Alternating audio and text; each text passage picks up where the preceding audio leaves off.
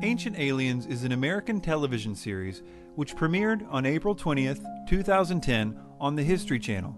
The program presents the so-called ancient astronaut theory, which is the idea that extraterrestrials visited the Earth in the ancient past, and that historical texts, archaeological records, and various legends contain evidence of this contact. I used to believe that the ancient astronaut theory was true. I spent years learning about it from the popular authors, from video presentations and radio shows. I was an enthusiastic promoter of this idea to my friends and family. Although I no longer feel that way, I want you to know that I have no personal reasons to reject this theory. My current worldview could easily accommodate the existence of extraterrestrials. I hope you will come away from this film, even if you disagree with it, saying that I fairly reviewed the claims of ancient aliens without bias and with respect. I hope to show you that this is not a matter of ancient aliens getting a few details wrong here and there and their main premise remaining true. That is not an option in my opinion.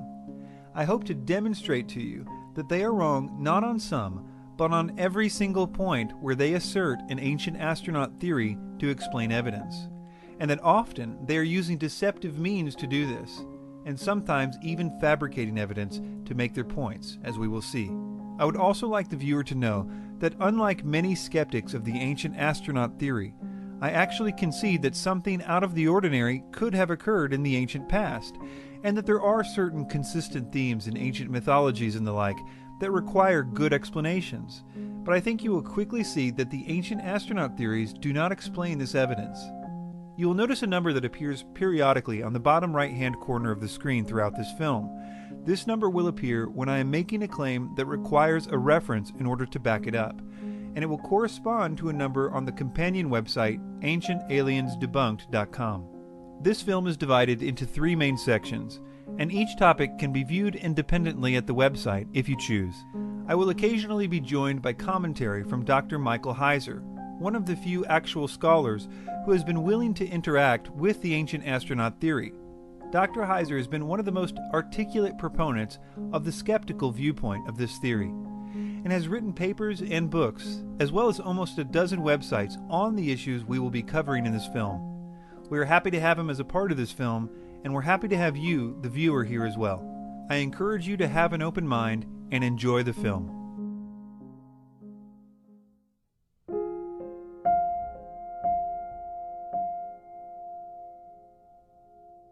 Pumapunku is so unique in the way that it was constructed and shaped and positioned that it is the most intriguing ancient site on the planet. While the pyramids at Giza are incredible feat of achievement, compared to Pumapunku, the pyramids are child play. In my opinion, the most significant piece of evidence that we have in this entire ancient astronaut puzzle is Pumapunku in the highland of Bolivia. Well, if Pumapunku is considered such good evidence for the ancient astronaut theory, we should probably start off by looking at it. After all, it's the one that they say was built directly by extraterrestrials. Pumapunku is the only site on planet Earth that, in my opinion, was built directly by extraterrestrials. Ancient Aliens starts off with a false dilemma by making people think that it was absolutely impossible for ancient people to construct Pumapunku, even to the point of making outright false claims. One of the most intriguing things there is that the stones that were used there aren't sandstone, they're granite and diorite. The only stone that's harder than diorite is diamond. So the only way that this could have been achieved is if the tools were tipped with diamonds. This is funny because it's totally wrong. The stones are not granite or diorite at Pumapunku. They are red sandstone and andesite. But this is also funny because of the way that he says it. The stones that were used there aren't sandstone, they're granite and diorite. Well, yeah, actually, it is sandstone. You can't blame him, though. It becomes obvious that throughout the series, he often just repeats things he's heard in Eric von Daniken's books. Von Daniken's books are what the Ancient Aliens series is based on. Later, we see Eric von Daniken himself make the exact same, totally wrong claim. Of course made out of stones found on Earth, because you don't transport granite or diorite from another solar system. Von Daniken continues building up this false dilemma. One of these platforms is 800 tons. This is very incorrect. The heaviest block at Pumapunku is 130 tons, and most of the stones are much smaller than that, so he's off by a whopping 670 tons. Unfortunately, we will come to expect this kind of thing from von Daniken as we progress. Ancient Aliens spends quite a lot of time pointing out the various features in the stonemasonry at Pumapunku, and then declaring it impossible to do without power tools. Each of these small drill holes are basically evenly spaced along this routed groove. To me, it's clear that power tools have been used on this unusual block of stone here. Well, exactly, and this surface is as smooth as a tabletop, like in your kitchen. There's no wave to it or anything. This was machined. The sandstone and andesite stones at Pumapunku would have been easily worked with the most basic stoneworking tools. The idea that diamond-tipped power saws were needed is ridiculous. The red sandstone was relatively soft and easy to work with, and even though andesite is pretty hard, because of the way it cooled, it could easily be flaked off using stones as soft as 5.5 on the Mohs scale. Such pounding stones were found all over the andesite quarries in the area. Contrary to Ancient Aliens' claims that archaeologists are baffled by Pumapunku, archaeologists know the basics about how Pumapunku's stones were cut and shaped. This is partly because there is evidence for this all over the site itself. They actually used a method that almost all ancient stoneworkers used. They used hard pounding stones to pound out trough-like depressions. Later on, they used flat stones and sand to grind the stone to make a polished surface. We will see later on that this is also how the Egyptians, thousands of years before this, made their flat-surfaced granite monuments like obelisks. Sand, as we will see later when we look at Egypt, has extremely hard particles in it, and if placed between a flat surface and a rock, can polish even the hardest stones known to man. In fact, the harder the stone is, the better it can be polished using sand. We will also see how sand can turn a piece of copper into a very efficient granite saw or granite drill, a method which the Egyptians utilized quite well. Some stones at Pumapunku that Ancient Aliens would never show the cameras are the ones that are in the middle of this process.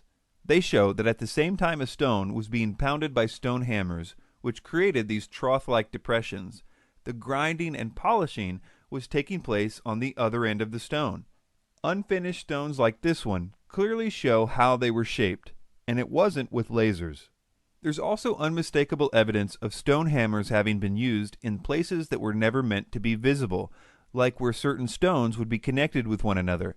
And because of that, it's hard for me to believe Eric von Daniken in this next clip, because it would mean that the alien toolbox had a laser gun right next to a stone hammer. Extraterrestrials arrive, the spaceship stands in orbit. Only a smaller space vehicle comes down like a space shuttle. So, just to protect their instruments, they make overnight, with their technology, what we call a base camp. Of course made out of stones found on Earth, because you don't transport granite or diorite from another solar system. And then they disappear. But the wall of their base camp is still there. It is true that stone tools would not be enough to construct Pumapunku, especially for some of the finer points. For that, they would need metal chisels and the equivalent of a carpenter's square. Entire studies have been done detailing how these cuts were made, and nothing spectacular is required except some metal tools like chisels. The arguments against this are usually either that a particular culture did not yet know how to cast metals, or that copper chisels would have been too weak. On the first point, we know that the pre-Incan Andean culture was very skilled at fashioning metals and creating metal alloys. In fact, the people who built Pumapunku were even pouring copper alloys into molds right on site, showing that they had more than enough capability to form all kinds of metal tools. But the question is, what about the tool's strength? Well, even if they were pouring pure copper into a mold, it would still work, but it would need sharpening often. But because archaeologists actually found a few of these metal cramps used by them on site, we now know that they were using a very strong copper arsenic nickel alloy, which made a much stronger final product. Arsenic acts as a deoxidant, preventing the metal from becoming too brittle, and nickel was used in copper alloys specifically to make strong chisels. Once you understand that they had the ability to make strong metal tools in a huge variety of shapes, there is no part of Pumapunku's stonework that would have been too difficult for them. Well, what about these 90-degree right angles that ancient aliens make so much about? One of the amazing things here at Pumapunku is the precision of the blocks. You can see with this block of granite that it's really been cut at very accurate right angles. To make flat surfaces with right angles, you don't need alien technology. You only need a square or a simple equivalent. It's important to keep in mind that Pumapunku would have been built thousands of years after the Egyptians, who had all kinds of squares and plumb bobs and levels and so on. It's a pretty basic stoneworking tool. That being said, despite what Ancient Aliens says, Pumapunku is not all perfect right angles. You can even see this, ironically enough, as the Ancient Aliens crew goes around with carpenter's squares. You can see that some of them are simply not square.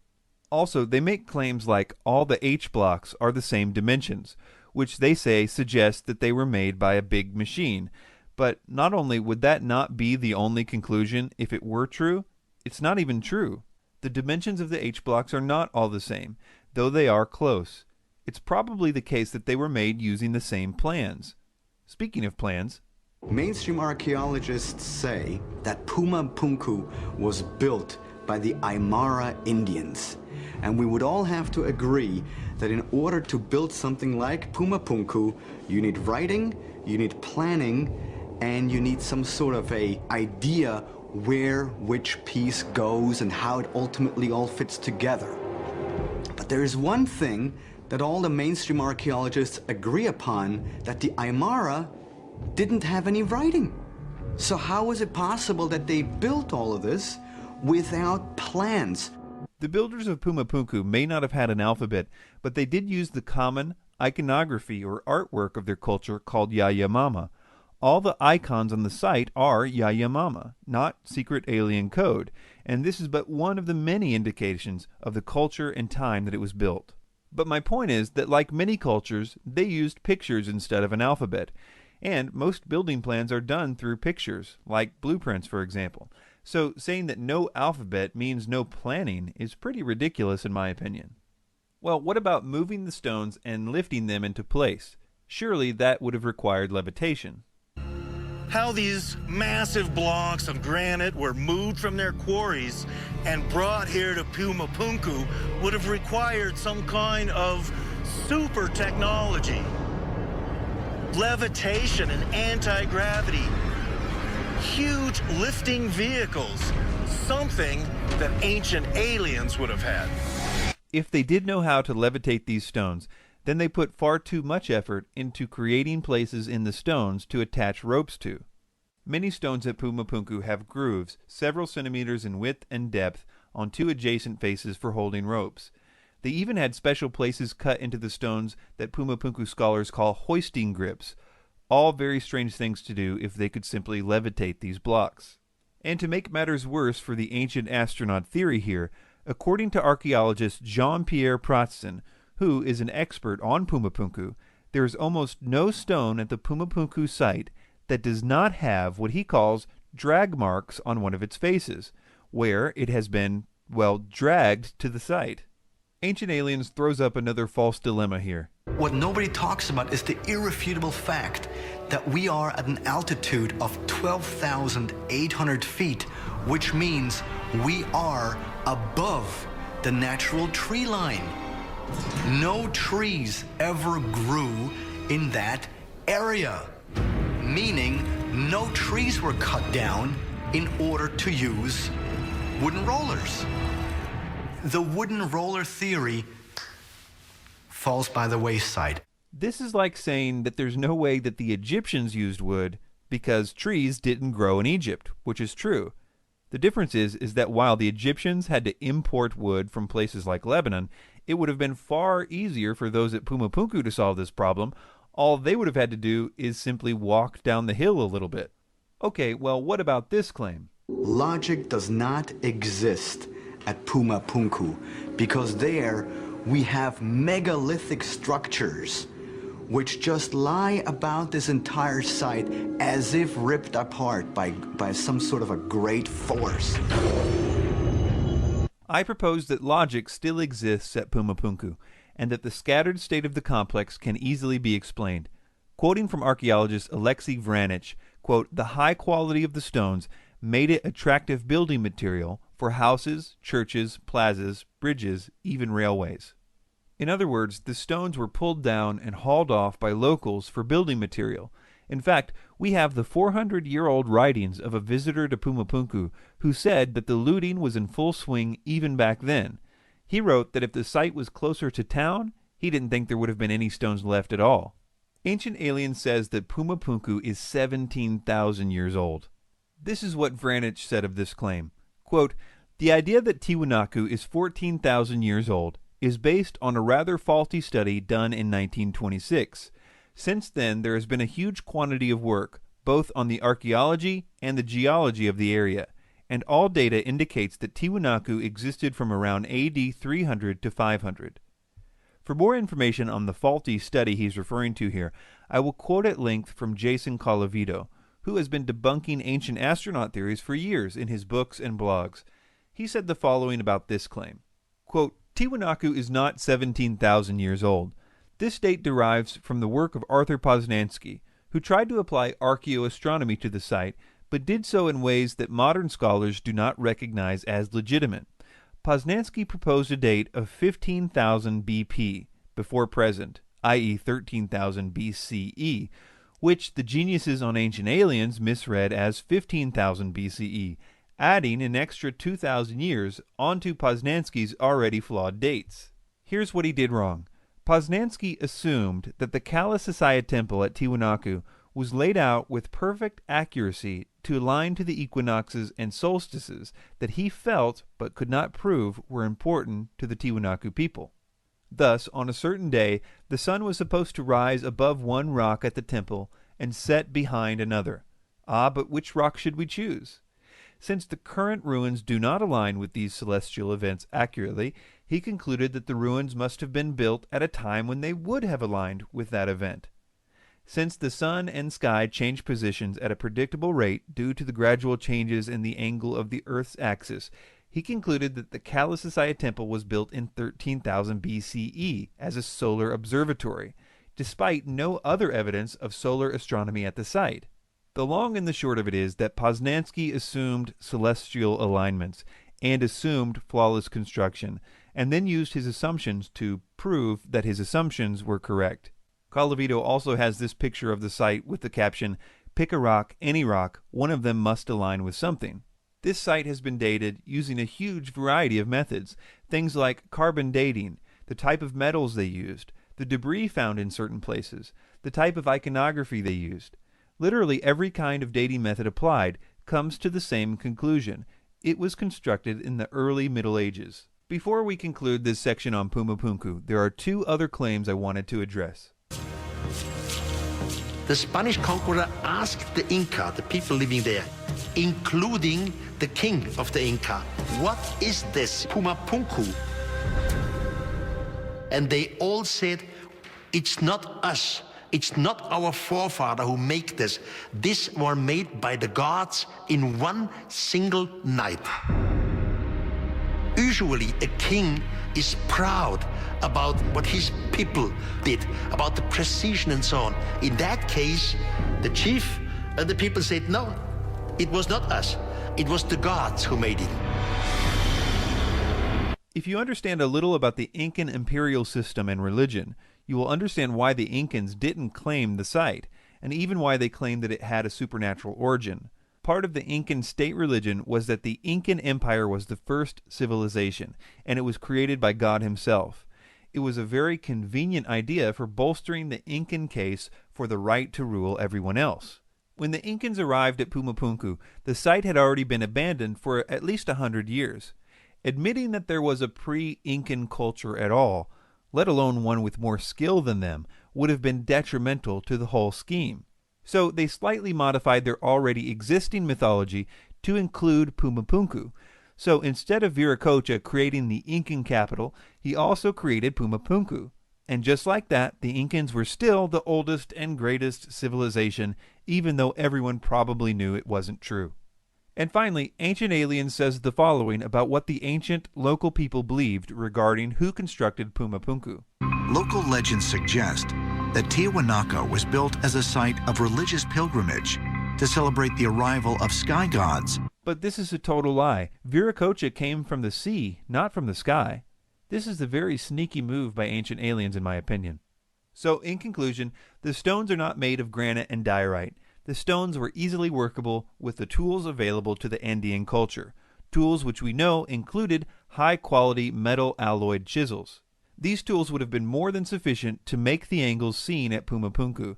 The faces of the rocks have been finished using a polishing technique after being rough-cut using stone hammers, evidenced by the unfinished stones and hidden areas of the finished stones.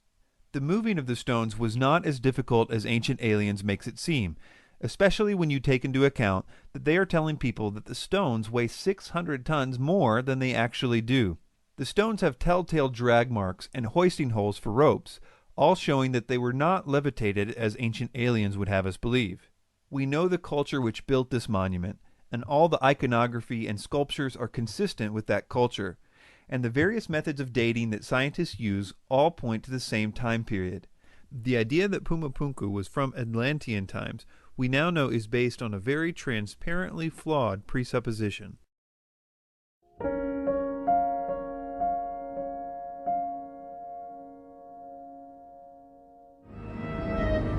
Perhaps the most familiar and most mysterious megalithic structure in all the world is the Great Pyramid of Giza. The enormous size and weight of the stones, multiplied by the sheer number of them, makes one thing certain. The construction of the Great Pyramid remains one of the greatest marvels and mysteries of architectural engineering. The pyramids at Giza are marvels of engineering, and there are many theories about how they were constructed, from the mundane to the fantastic. There are all kinds of theories on how the Great Pyramid of Giza was built. So many theories, you just sit back and shake your head. And that includes ET visitations, levitating the blocks with some kind of sound system. One place we can learn a lot about Egyptian stone-cutting methods is from the so-called unfinished obelisk. Here we have a 1,000-ton obelisk made of granite, which was abandoned midway through the project because of a crack that developed. This stone, because it is unfinished, gives us direct insight into how they cut and shaped granite, as well as other stones. On the sides we can see how these stones were separated from the quarry. A team of workers would line up side by side and pound their sections with a diorite pounding stone. Such pounding stones can be found all over this and other quarries in Egypt. This pounding only broke off millimeters of granite at a time, but eventually these trough-like sections emerged at each worker's station. After that, they would do the same thing on the bottom of the block, until it was supported only by a thin spine in the middle. Then it would be snapped off using levers. The people who created the Moai statues at Easter Island used very similar methods for quarrying stone, as did many other groups around the world, as we will see. After the stones had been roughly shaped using pounding stones, they would then begin to polish them with grinders. There have been many types of stone grinders or polishers found in ancient Egypt. They usually had a handle with a flat surface, which they would use to rub against the stone with sand as the abrasive. They were, well, sanding the stone. The various mineral particles found in sand are hard enough not only to polish hard stones like granite, but also to do what Ancient Aliens tries to make people think is utterly impossible, that is, to cut granite. The Egyptians had a variety of ways to cut granite, mostly involving copper and sand. There are plenty of saw marks on granite stones in Egypt, at the granite quarries, of course, as well as certain notable ones, like the famous granite sarcophagus in the Great Pyramid. The person who was doing the sawing on the sarcophagus sawed for a while at the wrong angle before realizing his mistake and going in the right direction, which left a pretty big mark for us to study. These copper saws came in 3 basic styles. One was a 2-person saw, like an old-time lumber saw. Another type was a small, handheld saw with a wooden handle. And finally, there was a tubular saw for making holes in granite and other stones. These saws are depicted in several Egyptian reliefs. Interestingly, they didn't require saw teeth to work. They only required sand to be placed between the saw and the stones. The sand was what did the cutting. This particular method of stone cutting has been tested by ancient Egyptian tool experts, and not only was it done, but it was apparently quite easy to do. However, sawing granite with copper was expensive, because the copper would wear out somewhat quickly. Therefore, you mostly see granite in ancient Egypt being worked with pounding stones, finished with grinders and chisels. The saw work was reserved primarily for royal projects, like that of the sarcophagus. All of this really makes Ancient Aliens lose credibility, because all throughout the series, they make it sound like working with granite was only possible using diamond-tipped alien power tools. But as all this relates to the Great Pyramid's construction, it's important to remember that almost none of the pyramid is made from granite, except for a few things like the roof supports for the king's chamber. Most of the stone was sandstone and limestone. About 85% of the stone used in the construction of the pyramids was relatively soft sandstone, which was quarried right on site. That's right, the Great Pyramid was built right in the middle of a massive sandstone quarry, which was no doubt at least one factor in choosing the location to build it. The other 15% of the stones, like that of limestone and granite, would have to be brought in from a slightly further away location. So this raises another question. What about moving these stones? Surely the only way is by levitation, as Ancient Aliens claims. In order to really move massive amounts of stone like that, they would have had to have been levitated, somehow made weightless, and then just moved through the air by some kind of device, perhaps even a handheld kind of device, like some beam weapon. If levitation was the way that the ancient Egyptians moved stones, they had a funny way of showing it, because there are plenty of depictions of them using wooden sleds to move everything from blocks the size and shape of the ones used for the pyramid to massive 1,000-ton monuments and obelisks, all using wooden sleds. They even had a hieroglyph for the word sled, which they used often. In fact, 3 such sleds have been found intact by archaeologists, and they have all kinds of places to attach ropes to. Speaking of ropes, ropes made out of papyrus and other materials have been found in Egypt, some of them with a massive circumference, suggesting that they were used for extremely heavy objects. Boats were used for stones that needed to be imported. In fact, a channel was dug from the Nile to the construction site, so no stone had to be dragged very far anyway. So, what about the construction of the pyramids? How exactly was it done? Part of the reason that the Ancient Aliens perspective is attractive is because some of the other popular theories concerning the pyramid's construction have serious problems, such as the single ramp theory, which would have had to extend out more than a mile and would have had to have more stones in it than the pyramid itself. Another one is the spiral ramp theory. This one is problematic because some of the ledges only had about 2 feet or less to work with, certainly not enough to hold a ledge that would carry workers and stones the size of the ones used. Also, a structure like the pyramid would have had to have been constantly monitored for geometric accuracy as it progressed upwards, because being even a few inches off on a lower level could cause the top to be off by a huge amount, and a spiral ramp would have made it impossible to survey the geometric accuracy of the pyramid as it progressed. Add to this that there's no actual evidence for either of those theories, and you can see why people are looking for alternatives. While doing research for this documentary, I came across a new theory about the pyramid's construction that I had not heard before. At first I planned to mention it only briefly, but the more I heard of this theory, the more convinced I became of its validity. It was proposed not by an Egyptologist, but by an eccentric French architect named Jean-Pierre Houdin. And if Jean-Pierre is correct, knowing how the blocks were raised in the pyramid also happens to explain some of the other mysteries, like the purpose for the odd-shaped grand gallery, as well as the purpose of the granite blocks above the king's chamber, and why there were 3 burial chambers cut at different levels in the pyramid, 2 of which were unused. I will very briefly explain this theory, but I highly encourage you to visit the links at the website on your screen, because the specifics of this theory are something that any pyramid enthusiast should be very familiar with, in my opinion. The basic idea is that there was an internal ramp in the Great Pyramid, and workers dragged the blocks through it until they reached the corners, at which point the block was repositioned for another team to pull it up the next ramp. Also, the exterior limestone blocks with the polished finish would have been positioned and aligned first to ensure geometric accuracy, and then the sandstone blocks would have been positioned behind them as filler.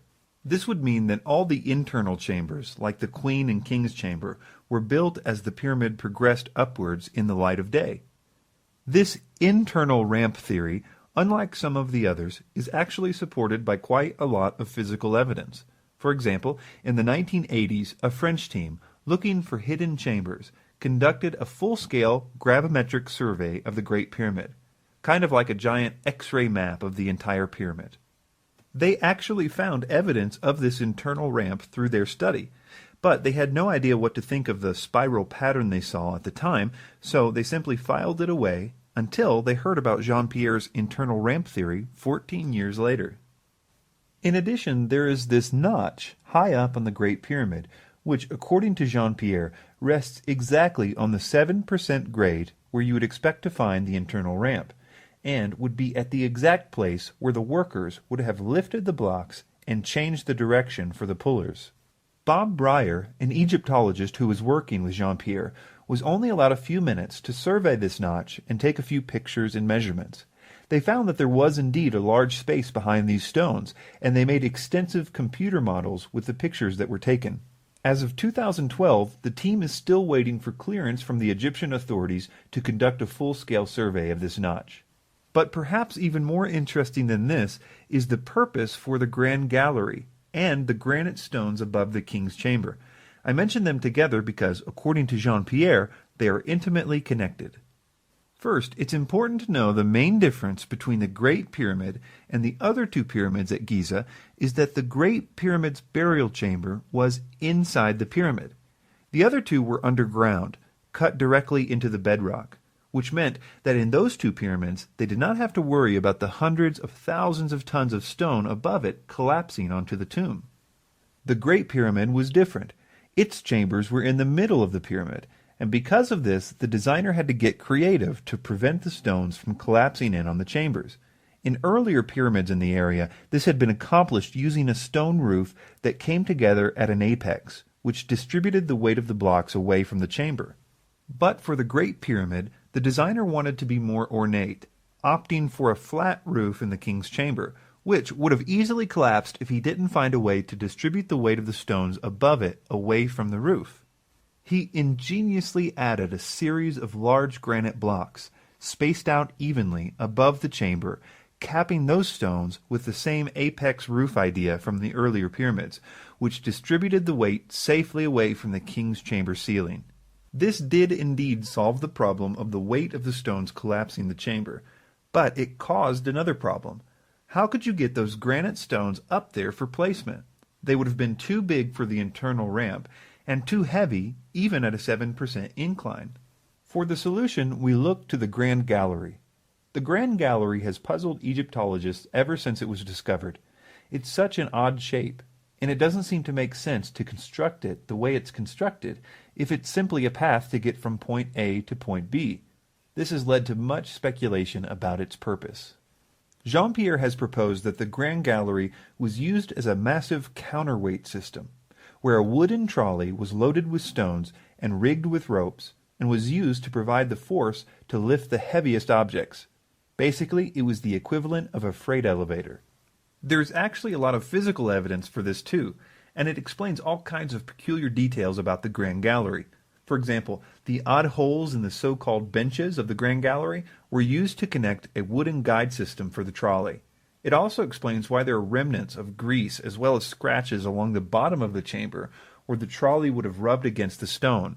It was apparently lubricated to make it run smoother. It explains the odd way the stones were worn at the top of the so-called step of the Grand Gallery, exactly where the ropes would have had to be. This area has now been cemented over to make a step, but you can see in the old pictures what it looked like when the first explorers arrived. This freight elevator would have required a small external ramp, which there is some evidence for, and even those who oppose the long, single ramp theory agree that there probably was a small ramp at the beginning of the construction. This ramp would have been dismantled after the completion of the king's chamber, and the stones would have been dragged up the internal ramp to finish the rest of the pyramid. Jean-Pierre and his team have made a lot of converts to this idea, including a number of well-respected Egyptologists and pyramid experts. But as of 2012, they are still in the final stages of being approved by the Egyptian government for more work on the site. Houdin's idea of an internal ramp, I think, is coherent. I think there's good circumstantial evidence for it. If you have watched the National Geographic special on his view, I think you would agree that there is good circumstantial evidence for it. It has a lot of explanatory power for a lot of the fundamental questions. And I think it's important because Houdin's theory depends on a very simple idea in engineering, both in the ancient world and in today's world, and that is the use of weight and counterweight, using the weight of one object to lift an object of greater weight. Whether or not this theory proves to be perfectly true in every respect will hopefully soon be seen. But I at least hope that by now most of us can see that these construction techniques are well within the capability of mankind to conceive of and to do without the intervention of aliens.